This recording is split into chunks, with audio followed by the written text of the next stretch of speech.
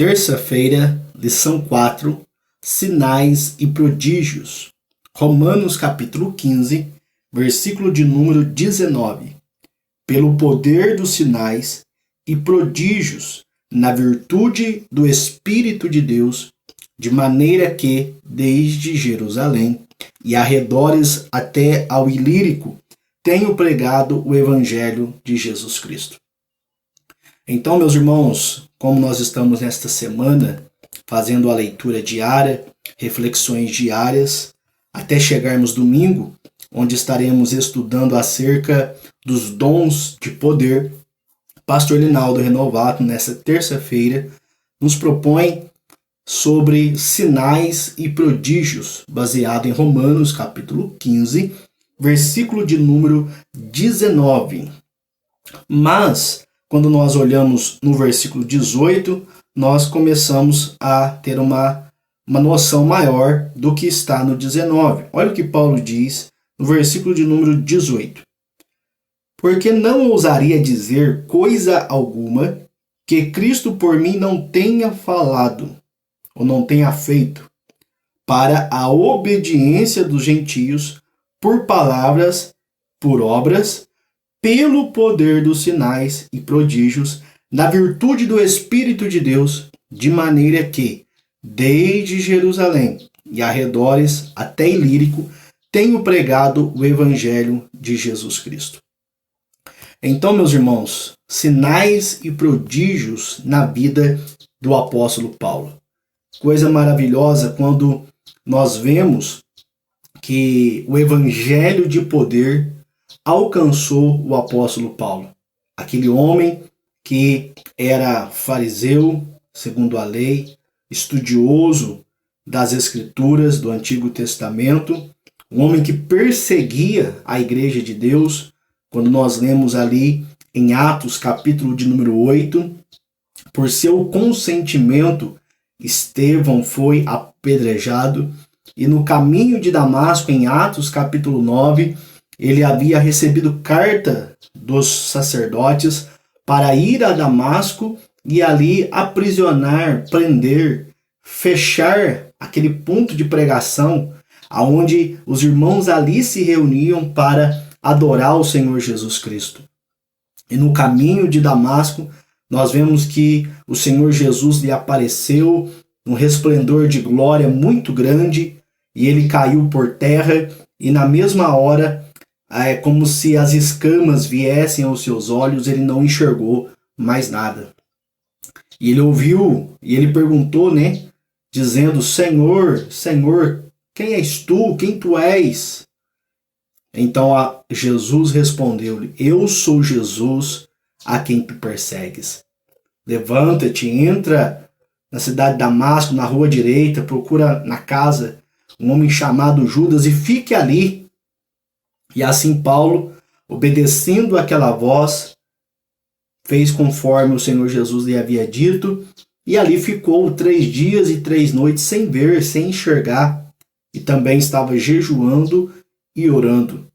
Até que Deus, e também nesse período que ele estava ali, nesses 3 dias, ele teve uma visão, espiritual, de que ele via um homem chamado Ananias entrando e colocando as mãos sobre ele para que ele pudesse enxergar. E da mesma forma que Paulo viu, realmente aconteceu. Deus chama Ananias e pede para que Ananias fosse à casa de Judas e orasse por Paulo, porque Paulo era um vaso escolhido de Deus para levar a sua palavra, o seu evangelho diante das nações, diante dos reis. Ananias, por um momento, ele questiona a Deus, dizendo: Senhor, mas são muitos os males que eu tenho ouvido falar acerca desse homem. Mas aí Deus, Jesus, diz: vai, Ananias, porque ele é para mim um vaso escolhido. Ananias então vai, obedecendo à voz do Senhor Jesus, disse: irmão Saulo, o Senhor me enviou aqui para orar para você, para que vejas e seja cheio do Espírito Santo. Então, naquele dia, meus irmãos, Paulo converteu-se totalmente ao Senhor e da mesma Ora, ele foi revestido também de poder para pregar o evangelho de Jesus. E logo que Paulo sai dali, ele já começa a dar o testemunho, já começa a testemunhar de Cristo, ao ponto que o perseguidor passa agora a ser perseguido. Ele tem que sair ali meio fugido da cidade de Damasco. E Paulo, ele vai ficar, depois ele volta para a sua cidade, devido à orientação dos apóstolos, e mediante esse tempo que Paulo fica ali, vamos dizer assim, no anonimato, alguns estudiosos vão dizer que são cerca de 14 anos, até que Barnabé, quando é enviado pelos apóstolos à igreja em Antioquia, Barnabé se lembra de Paulo e vai até a Tarso buscar Paulo. E ali Paulo começa a desenvolver o seu ministério ali na igreja de Antioquia. E até que no capítulo 13 de Atos, o Espírito Santo chama Barnabé e a Saulo para uma obra específica, para uma obra missionária. E ali eles saem fazendo a obra de Deus, percorrendo por muitas cidades, transpondo barreiras.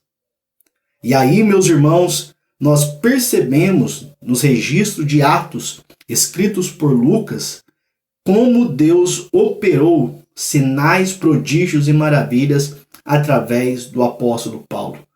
Nós vemos ali que ele tinha discernimento de espíritos, que era um homem cheio de fé, um homem usado por Deus com uma sabedoria para pregar a palavra, para expor as escrituras, convencendo muitos judeus de que Jesus era o Cristo. Mas Paulo reconhece que tudo isso não era na sua sabedoria humana.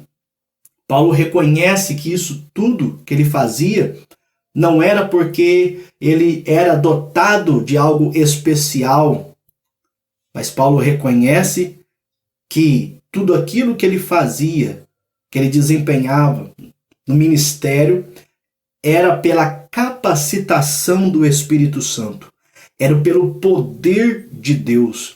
E nós vemos ali que ele disse isto em 1 Coríntios, capítulo de número 2, quando fui ter convosco, não fui com sublimidade de palavras, mas em demonstração de espírito e de poder. Aqui em Romanos, nesse versículo que nós acabamos de ler, que ele diz que fazia a obra de Cristo, dizendo aquilo que Cristo fez na sua vida, e por meio da sua vida, tanto por palavras como por obras, e pelo poder dos sinais e prodígios, na virtude do Espírito de Deus. O ponto que ele saiu desde Jerusalém até os arredores de Ilírico, tem pregado o Evangelho de Jesus. Quando nós olhamos ali principalmente em Atos, capítulo de número 19, quando Paulo passa por Éfeso, que obra maravilhosa ali, meus irmãos. O Espírito de Deus, através de Paulo, operando sinais, prodígios, maravilhas, conversão de almas, mudança de vida, e o Evangelho do Senhor Jesus sendo pregado e o reino de Deus sendo expandido. Então nós percebemos que sinais e prodígios são necessários para que o Evangelho de Jesus Cristo seja expandido sobre a terra. É interessante porque quando falamos de sinais e prodígios, isso não é algo que acontece todo dia.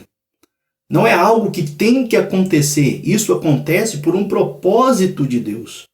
E nas páginas do Novo Testamento você vai perceber que os sinais e prodígios ocorriam para evidenciar, para validar o Evangelho de Jesus, a deidade de Cristo, para comprovar que de fato ele havia morrido sim, mas que ao terceiro dia ele havia ressuscitado dos mortos.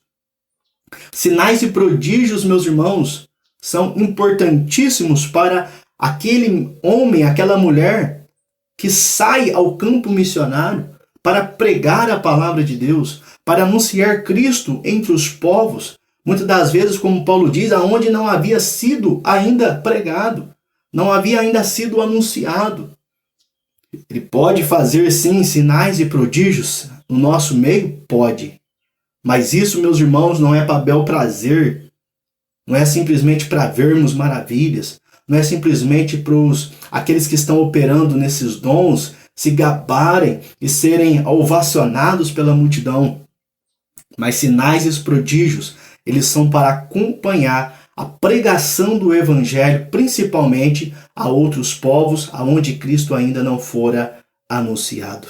Então, meus irmãos, fiquemos com esta palavra, crendo que aquilo que Deus fez no passado, Ele ainda pode fazer no presente. Ele ainda capacita os seus servos para pregar o evangelho e também manifestar, evidenciar sinais e prodígios. Deus em Cristo vos abençoe. Fique na paz do Senhor Jesus.